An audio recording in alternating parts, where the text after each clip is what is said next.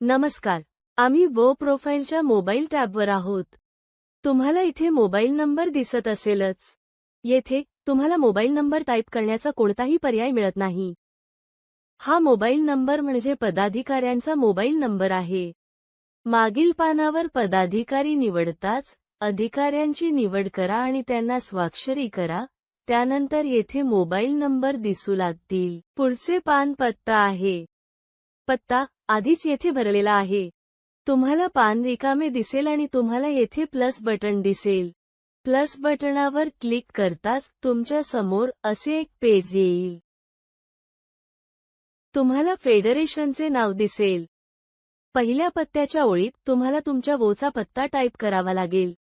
तुम्ही पत्ता ओळ 2 मध्ये देखील पत्ता टाईप करू शकता. तुम्हाला ग्रामपंचायत निवडावी लागेल.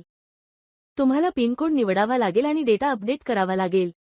तुम्ही सेव्ह वर क्लिक करताच डेटा अपडेट होईल. चला पुढच्या पानावर जाऊया.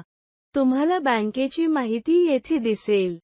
हे बँक तपशील NRLM-MIS मध्ये वो सह जोडले गेले आहेत आणि तुम्हाला येथे संपादन बटणावर क्लिक करावे लागेल. सर्व तपशील तपासा. IFSC कोड, बँक शाखा, खाते क्रमांक तपासा आणि खाते प्रकार निवडा.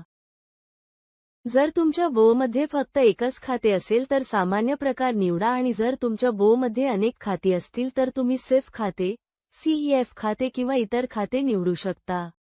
तुम्हाला कॅमेऱ्यावर क्लिक करून बँकेच्या पासबुकचा फोटो काढावा लागेल. सेव्ह बटणावर क्लिक करा आणि तपशील जोडा. आमचे तपशील जोडले गेले आहेत.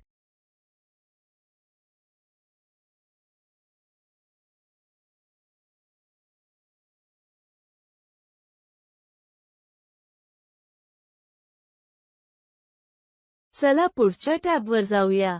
पुढील टॅब KYC आहे. प्लस बटणावर क्लिक करा. चला KYC वर एक नजर टाकूया. KYC दस्तऐवज प्रकारात टॅन आणि पॅन दृश्यमान आहेत. जर तुमच्या गाव संघटनेत टॅन कार्ड आणि पॅन कार्ड असेल तर ते येथे प्रविष्ट करा. जर तुमच्या वो मध्ये टॅन किंवा पॅन नसेल तर रद्द करा बटणावर क्लिक करा. हो वर क्लिक करा. तुम्ही पेजमधून बाहेर पडाल आणि पुढील तपशील प्रविष्ट कराल. धन्यवाद.